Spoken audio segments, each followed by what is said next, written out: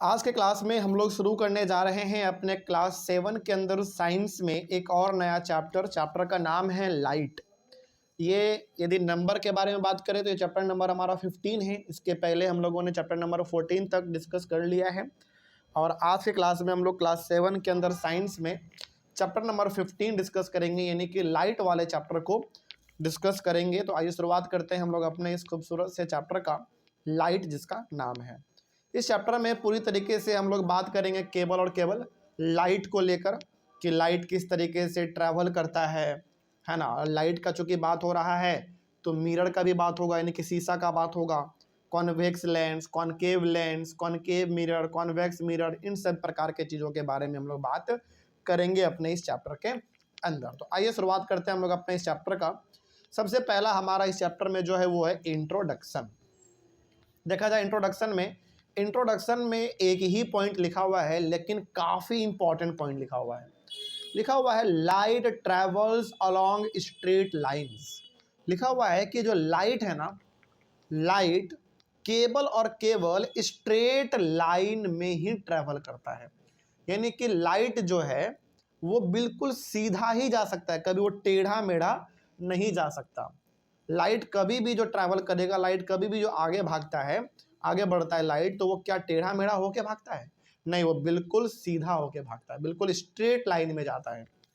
इसको समझने के लिए हमारे पास एक पिक्चर है। ये पिक्चर एनसीईआरटी बुक का है। आपके पास एनसीईआरटी बुक है तो बढ़िया बात है, नहीं है तो पिक्चर हमारे सामने है स्क्रीन पे, या फिर कोई और भी बुक है तो उसमें भी आप देखोगे इस प्रकार का पिक्चर वहाँ पे आपको दिख जाएगा। यहाँ पे देखो पिक्चर हमारा ए और बी करके लिखा हुआ होगा। पहले वाले पिक्चर को आप जरा ध्यान से देखो।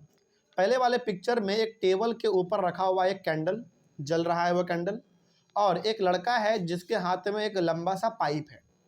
वो पाइप के थ्रू उस कैंडल को देख रहा है, कैंडल के लाइट को। तो ऑब्वियस सी बात है उसके आंखों तक कैंडल का रोशनी पहुंच जाएगा, है कि नहीं? बचपन में भी हम लोगों ने चीज़ किया है कहीं ना कहीं। लेकिन अगले वाले पिक्चर में आप जरा साफ देखो, अगले वाले पिक्चर में क्या है? कैंडल भी वही है, टेबल भी वही है, लड़का भी वही है, लेकिन इस बार पाइप जो है ना वो थोड़ा सा टेढ़ा है, ऊपर से थोड़ा सा कर्व है, मतलब थोड़ा सा टेढ़ा पाइप है। तो अब बताइए आप, क्या वो लड़का उस कैंडल को जलता हुआ साफ साफ, यानी कि उसका लाइट उसके आंखों तक पहुंच भी पाएगा? नहीं पहुंच पाएगा। ये क्या बता रहा है? और नीचे देख लो क्या लिखा हुआ है, looking at a candle through a straight and a bent pipe.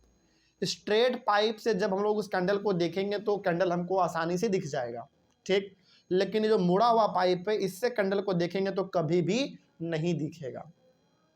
तो ये क्या बता रहा है हम लोगों को? ये बता रहा है कि जब हमारा पाइप सीधा था तो लाइट बिल्कुल सीधा आगे बढ़ा और हमारे आंखों तक पहुंच गया, हमने उसको देख लिया। लेकिन जब हमारा ये पाइप टेढ़ा हो गया तो क्या लाइट बिल्कुल सीधा जा पाया? नहीं जा पाया, जिसके वजह से हम उसको नहीं देख पाए। तो ये पॉइंट हमको ये समझा रहा है कि लाइट हमेशा स्ट्रेट लाइन में ही ट्रैवल करता है। टेढ़ा मेढ़ा लाइन कोई पाइप वगैरह होगा तो उसमें से हमारा लाइट पास कभी भी नहीं करेगा। समझ में आई बात? कोई दिक्कत इसमें? तो ये जो पॉइंट है, भले ही एक पॉइंट है इसमें, लेकिन बहुत इंपॉर्टेंट है। इस पिक्चर के थ्रू आप इस चीज़ को समझ गए होंगे कि लाइट हमेशा आगे बढ़ता है बिल्कुल स्ट्रेट, सीधे लाइन में, कभी टेढ़े मेढ़े लाइन में वो कभी भी आगे नहीं भागेगा। तो ये हो गया हमारा इंट्रोडक्शन में एक पॉइंट, और उसके लिए पिक्चर आपने समझ लिया। नेक्स्ट टॉपिक है हमारा रिफ्लेक्शन ऑफ लाइट। आइए बात करते हैं रिफ्लेक्शन ऑफ लाइट हमारा क्या होता है। देखो, रिफ्लेक्शन ऑफ लाइट को समझने के लिए हम लोग कुछ कुछ पिक्चर का भी हेल्प लेंगे, लेकिन उसके पहले आप देखो इसका डेफिनेशन यहाँ पे क्या लिखा हुआ है। लिखा हुआ है the phenomenon of change in the direction of light रे when they fall on a polished surface, यानी कि shining surface, is called reflection of light.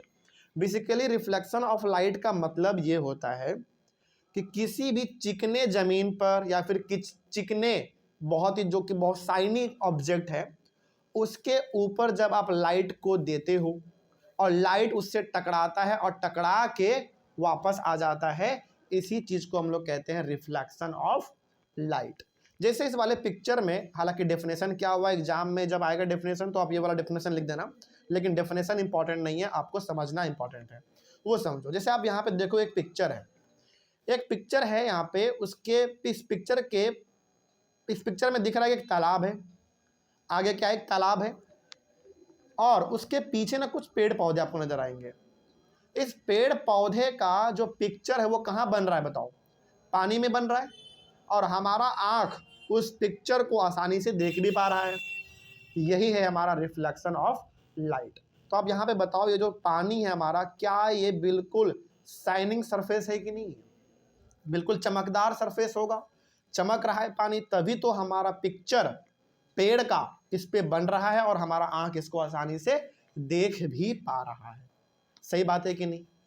समझ में आ रही है ये सारे पॉइंट? तो रिफ्लेक्शन ऑफ लाइट का सिंपल सा मतलब है कि किसी भी चीज का पिक्चर बनना, किस पे बनता है पिक्चर?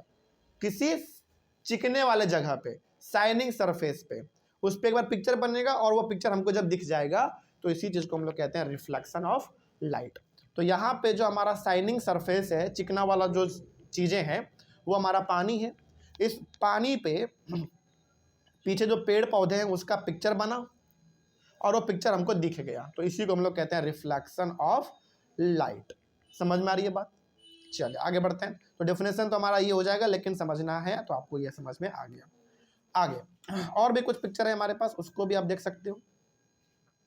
जैसे यहाँ पे एक पिक्चर में आप देखो, एक कुआं है, उस कुएं में पानी है, उस पानी में एक शेर है जो कि अपना चेहरा देख रहा है। उस शेर को अपना चेहरा नजर आ जा रहा है, यानी कि शेर का पिक्चर जो है एक शाइनिंग सरफेस पे बन रहा है, चमकदार सरफेस पे बन रहा है। वो चमकदार सरफेस क्या है? पानी है। और वो पिक्चर जो टाइगर शेर का बन रहा है, वो पिक्चर शेर दोबारा अपना पिक्चर खुद देख ले रहा है। इसी चीज को हम लोग कहते हैं रिफ्लेक्शन ऑफ लाइट, यानी कि लाइट का रिफ्लेक्ट करना। लाइट का रिफ्लेक्ट का मतलब हो गया जो पिक्चर बन रहा है वो पिक्चर आपके आंखों तक आना, ताकि आप उसको देख सको। इसी को हम लोग कहते हैं रिफ्लेक्शन ऑफ लाइट। ठीक है, कुछ और भी पिक्चर हमारे सामने है। जैसे यहाँ पे आप देख लो, एक शीशा है, एक यानी कि एक आईना है, और उस आईने पे हम लोग क्या कर रहे हैं? एक टॉर्च को जला रहे हैं। तो आप जरा ध्यान से देखो, तो इस टॉर्च का लाइट आईने पे गया, टकराया, और ये बाउंस बैक हो गया, है कि नहीं? मतलब यहाँ से लाइट गया, आईने में टकराया, और वो वापस आ गया। तो यहाँ पे हम लोग इसको क्या कहेंगे? रिफ्लेक्शन ऑफ लाइट कहेंगे, कि लाइट गया शाइनिंग सरफेस पे। यहाँ पे शाइनिंग सरफेस क्या है बताना जरा? यहाँ पे शाइनिंग सरफेस हमारा मिरर है, शीशा है। तो लाइट गया, शीशा पे टकराया, और वापस आ गया। इसी चीज को हम लोग कहते हैं रिफ्लेक्शन ऑफ लाइट। ठीक है ना? कोई दिक्कत इसमें? समझ में आ रही है बात? चलिए आगे बढ़ते हैं। अगला हमारा है a shining stainless steel plate और a shining steel spoon can change the direction of light. जैसे फॉर एग्जांपल, एकदम चमकदार बर्तन भी हो सकता है। बचपन में आपने देखा होगा, ये चीज़ किया होगा कि एकदम बिल्कुल चमकदार जो आपका बर्तन होता है उसमें आप अपने चेहरे को देखते हो, या फिर अपना जो वो चम्मच होता है, बहुत ही चमकदार चम्मच, बहुत ही शाइनी चम्मच, उसमें भी आपका चेहरा दिख जाता है कि नहीं? तो ये सारी चीज़ें जो हैं रिफ्लेक्शन को दिखाता है। मतलब चाहे वो चमकदार प्लेट हो, चाहे वो चमकदार चम्मच हो, किसी भी चीज़ पे जो कि शाइन करता है, जो कि बिल्कुल साफ सुथरा है, उस पे लाइट जाता है, लाइट टकराता है, और टकरा के हमारे आंखों में आ जाता है, जिसके वजह से हम उसको देख पाते हैं। तो यही चीज़ कहलाता है रिफ्लेक्शन ऑफ लाइट। ठीक है, आगे बढ़ते हैं। The surface of water can also act like a mirror and change the path of light। जो हमारा पानी का सरफेस होता है वो भी तो हमारा एक शीशा की तरह ही काम करता है। शीशे में जिस तरीके से आप अपने चेहरे को देख लेते हैं साफ साफ, उसी तरीके से जो साफ पानी होता है, वो साफ पानी भी किसका काम करता है? एक शीशा का ही काम करता है, मिरर का ही काम करता है। उसमें भी आप अपने चेहरे को साफ साफ देख पाते हैं। तो वो भी क्या करता है? लाइट के डायरेक्शन को चेंज कर देता है। यानी कि लाइट उस पानी पे आ रहा होता है कहीं और से, उस पानी पे लाइट हमारा टकराता है, उस पानी में उसका पिक्चर बनता है, और वो पिक्चर का जो लाइट है वो हमारे आंखों तक आ जाता है। तो हम लोग उस चीज़ को देख पाते हैं कि आखिर पानी के ऊपर किस चीज़ का पिक्चर बन रहा है कि नहीं। तो वही चीज़ यहाँ पे कहा गया है कि जो वाटर है हमारा, यानी कि जो हमारा पानी है, वो भी एक बिल्कुल शाइनिंग सरफेस यानी कि एक मिरर का ही काम करता है, जो कि लाइट को रिफ्लेक्ट करने का काम करता है। यानी कि लाइट उसके ऊपर कहीं और से पड़ेगा, पड़ने के बाद वहाँ पे पिक्चर बनेगा पानी के ऊपर, और वो पिक्चर हमारे आंखों तक आ जाएगा, हम उसको देख पाते हैं। इसी को कहते हैं रिफ्लेक्शन ऑफ लाइट। आगे, an image formed by a plane mirror is erect and of the same size as the object. अच्छा, यहाँ पे ना बात हो रहा है प्लेन मिरर का। प्लेन मिरर समझते हैं क्या होता है? प्लेन मिरर का सिंपल सा मतलब हो गया वो आईना जो आप अपने घरों में डेली अपने चेहरे को देखने के लिए इस्तेमाल करते हैं, उसको हम लोग कहते हैं प्लेन मिरर। जब आप स्कूल जाते हैं या फिर आप कोचिंग आते हो, कहीं भी जब जाते हो, तो आप शीशे को देखते हो। अपने घर में जो आप शीशा देखते हैं डेली के तौर पे, उस शीशे को हम लोग कहते हैं प्लेन मिरर। अच्छा, जरा एक बात बताइए, उस प्लेन मिरर में जो इमेज आपका बनता है, आपका जो फोटो बनता है उस मिरर में, वो कैसा होता है? वो होता है इरेक्ट। इरेक्ट का मतलब होता है बिल्कुल सीधा होता है। ऐसा नहीं कि आपका सर ऊपर है तो शीशे में जो आपका सर है वो नीचे दिखा देगा और पैर ऊपर दिखा देगा, ऐसा होता है क्या? नहीं होता। तो जो प्लेन मिरर में, यानी कि आपके घर में जो शीशा है उसमें जो आप अपना चेहरा देखते हैं, तो वो चेहरा बिल्कुल आपका सीधा बनता है। आपका सर ऊपर है तो वो ऊपर ही दिखाएगा उसमें, पहला बात ये होता है। इरेक्ट का मतलब क्या हो गया? बिल्कुल सीधा दिखाएगा, पहला बात। दूसरा, और जो इमेज बनेगा, जो पिक्चर आपका बनेगा शीशे में, वो बिल्कुल सेम साइज का होगा जो साइज का ऑब्जेक्ट होगा। जैसे मान लीजिए हमारा बॉडी का साइज जितना है, इतना ही बड़ा इमेज हमारा शीशा में ही भी बनता है। समझ में आ रही है बात?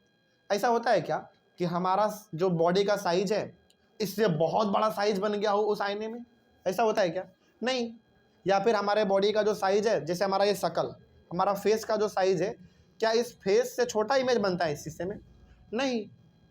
जितना, तो ये हो गया हमारा। तो प्लेन मिरर में जो इमेज बनता है, जो पिक्चर बनता है, वो बिल्कुल सीधा होता है, पहला बात।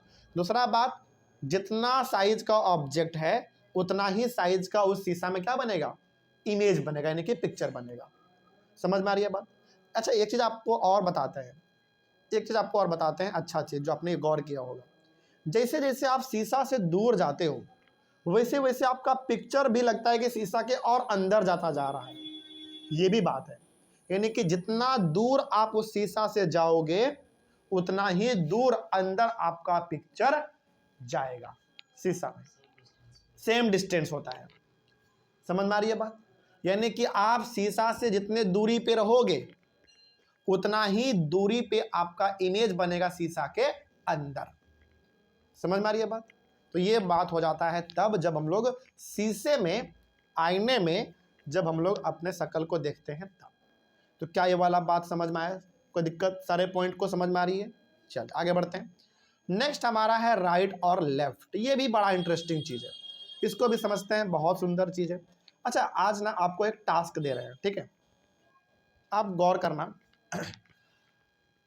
अपने सामने आईने को रखना, और आपका जो लेफ्ट हाथ होगा ना, आईने में वो राइट दिखेगा, और जो आपका राइट हाथ होगा वो आईने में लेफ्ट नजर आएगा। आईने के हिसाब से देखोगे तब, ठीक ना? जैसे मान लीजिए आपके सामने आईना है और आप खड़े हैं, तो इस चीज़ को कभी आप गौर करना कि जैसे आपके सामने आईना है, उस आईने के सामने आप खड़े हो जाना। आप जिस हाथ को खड़ा करोगे वही हाथ आईने में भी खड़ा होगा, लेकिन जब आप आईने के तरफ जाके देखोगे तो वो हाथ आपका राइट वाला लेफ्ट हो जाएगा और लेफ्ट वाला राइट हो जाएगा, ठीक ना? जैसे मान लीजिए हमारे सामने आईना है, हमने अपना हाथ खड़ा किया लेफ्ट वाला, तो आईने में लेफ्ट हाथ ही खड़ा होगा, लेकिन जब आप आईने के पीछे खड़े होकर गौर करोगे कि जो हमने हाथ लेफ्ट वाला उठाया था, आईने के हिसाब से वो कैसा दिख जाएगा आपको? राइट बन जाएगा वो।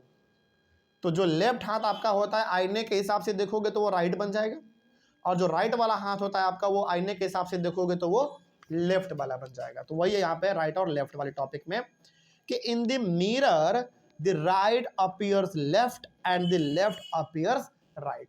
तो आईने में क्या होता है? जो लेफ्ट हमारा होता है वो आईने में राइट दिखता है, और जो हमारा राइट होता है वो आईने में लेफ्ट दिखता है। ये आप आज घर जाके गौर करना, ठीक है, ये आपका आज होमवर्क है। तो यहाँ पे एक बच्चा है, आप इस पिक्चर में देखो, एक लड़का है, इन्होंने अपने लेफ्ट हैंड को उठाया है, इन्होंने अपने लेफ्ट हैंड को उठाया है। आईने में भी लेफ्ट हैंड उठा हुआ दिख रहा है, लेकिन जब ये आदमी आईने के पीछे जाके इस चीज को गौर करेगा तो पता चलेगा कि इसका जो ये लेफ्ट हैंड था वो क्या बन जाएगा, राइट हैंड इधर आ जाएगा। समझ में आ रही है बात? तो इसको कभी आप गौर करना। आगे, only sides are interchanged, the image does not appear upside down. देखो इसमें क्या होगा ना, केवल लेफ्ट जो है वो राइट बन जाएगा और राइट जो है वो लेफ्ट बनेगा, यानी कि केवल साइड चेंज होगा। लेकिन क्या ऐसा होगा कि इमेज ही पूरा उल्टा बन जाए, हमारा सिर नीचे पैर ऊपर हो जाए, ऐसा होगा कभी नहीं। तो आईने में क्या होता है, आईने में हमारा केवल साइड चेंज होता है। क्या चेंज होता है? केवल साइड चेंज होता है, लेफ्ट वाला राइट बन जाएगा और राइट वाला लेफ्ट बन जाएगा, लेकिन जो इमेज सीधा खड़ा है वो सीधा ही खड़ा रहेगा। ठीक है, आगे, in the side mirror of a scooter और a car the image of all the objects appear smaller than the object themselves. अब यहाँ पे बात हो रहा है बाइक के बगल में जो एक शीशा लगा रहता है हैंडल के बगल में, या फिर जो कार में शीशा लगा रहता है, उसमें कभी आप गौर करना, गाड़ी के पीछे जितने भी गाड़ी होंगे उन सभी का पिक्चर उसमें छोटा छोटा बनता है कि नहीं? जैसे मान लीजिए आप अपने बाइक से जा रहे हो, बाइक में भी शीशा होता है, उस शीशे में जैसे आप बाइक से जा रहे हो और आपके बाइक के पीछे ट्रक है, उस ट्रक का पिक्चर जो है उस शीशे में बहुत छोटा सा बनता है। आपने देखा होगा, क्या ऐसा कभी हुआ है कि जितना बड़ा ट्रक है उतना ही बड़ा इमेज बनता है उसमें, उतना बड़ा फिर शीशा लगाना पड़ेगा, है कि नहीं? तो हमारे पीछे जितने भी चीजें होते हैं, गाड़ी घोड़ा कुछ भी हो, उसका पिक्चर हमारे शीशे में छोटा सा बनता है। ये हम लोग आगे बात करेंगे कि ऐसा क्यों होता है, वो हम लोग बात करेंगे कॉनकेव मिरर और कॉन्वेक्स मिरर में, ठीक है ना? तो यहाँ तक कोई दिक्कत नहीं है, समझ में आया बात? तो इस तरीके से हमारा यहाँ तक कंप्लीट हुआ। नेक्स्ट क्लास में हम लोग अपने नेक्स्ट टॉपिक को डिस्कस करेंगे। टॉपिक का नाम होगा प्लेइंग विथ स्फेरिकल मिरर्स। तो यहाँ पे हम लोग बात कर लेंगे कॉनकेव मिरर और कॉन्वेक्स मिरर। यहीं पे हम लोग ये समझेंगे कि आखिर हमारे स्कूटी में या फिर हमारा बाइक में या फिर हमारे कार में जो शीशा लगा रहता है, जिसको कि हम लोग पीछे देखने के लिए इस्तेमाल करते हैं कि पीछे गाड़ी है कि नहीं है, ट्रैफिक है कि नहीं है, वो पिक्चर उसमें छोटा क्यों बनता है, ये हम लोग इस वाले टॉपिक में पढ़ेंगे। तो यहाँ तक तो कोई दिक्कत नहीं है, समझ में आया सबको? चलिए, अच्छा यहाँ पे ना राइट और लेफ्ट का बात हो रहा है तो एक बात हम लोग और कर लेते हैं, एम्बुलेंस का। एम्बुलेंस में भी आपने कई बार गौर किया होगा कि एम्बुलेंस में ना, एम्बुलेंस जो लिखा रहता है वो उल्टा लिखा रहता है, वो राइट से लेफ्ट लिखा रहता है। आप पिक्चर में देखना, कभी पिक्चर में आप देखो, एम्बुलेंस में देखो क्या लिखा हुआ है, इधर है ए एम बी, उल्टा लिखा हुआ है कि नहीं? लेकिन आप इमेजिन करो, आप अपने बाइक से जा रहे हो और आपके बाइक के पीछे एक एम्बुलेंस है, उस एम्बुलेंस में एम्बुलेंस वर्ड जो वो क्या लिखा हुआ है, उल्टा लिखा हुआ है, लेकिन वो शीशा में आपका क्या दिखेगा, सीधा दिखेगा। तो हो गया ना, जो लेफ्ट था वो राइट बन गया और जो राइट था वो लेफ्ट बन जाएगा। तो वही बात यहाँ पे है, समझ में आ रही है बात? तो एम्बुलेंस में एम्बुलेंस वर्ड जो है वो जानबूझ के उल्टा लिखा जाता है, ताकि कोई भी आदमी जब एम्बुलेंस को पीछे देखे तो अपना गाड़ी को साइड कर दे। कोई दिक्कत इसमें? इसीलिए तो राइट वाला लेफ्ट बन जाता है और लेफ्ट वाला राइट बन जाता है, इसी की वजह से एम्बुलेंस में ये लिखा हुआ रहता है। अच्छा एक बात बताइए, यदि एम्बुलेंस में सीधा सीधा एम्बुलेंस लिख दिया तो फिर बताइए हमारे आईने में एम्बुलेंस कैसा दिख जाएगा? फिर उल्टा दिखेगा। तो लोग हो सकता है कि उसको ना समझ पाए, और एम्बुलेंस को रास्ता देना बड़ा जरूरी होता है क्योंकि इसमें पेशेंट होते हैं। इसीलिए लोगों को पता चल जाए, लोग अपने गाड़ी को साइड कर ले, पता चल रहा है कि पीछे एम्बुलेंस है, इसी के लिए एम्बुलेंस में एम्बुलेंस वर्ड जो वो जानबूझ के उल्टा लिखा जाता है, ताकि इसका इमेज जो सामने वाले गाड़ी में बनेगा, सामने वाले गाड़ी के शीशे में जो बनेगा वो क्या बन जाए, सीधा बन जाए और वो साइड कर दे अपने गाड़ी को, ठीक है ना? और एम्बुलेंस को रास्ता मिल जाएगा बढ़ने के लिए, आगे जाने के लिए। इसीलिए तो ये चीज़ समझ में आ गया सबको। नेक्स्ट टॉपिक हमारा होगा प्लेइंग विद स्फेरिकल मिरर्स, जो कि हम लोग अपने अगले वाले क्लास में करेंगे। तब तक के लिए थैंक यू वेरी मच।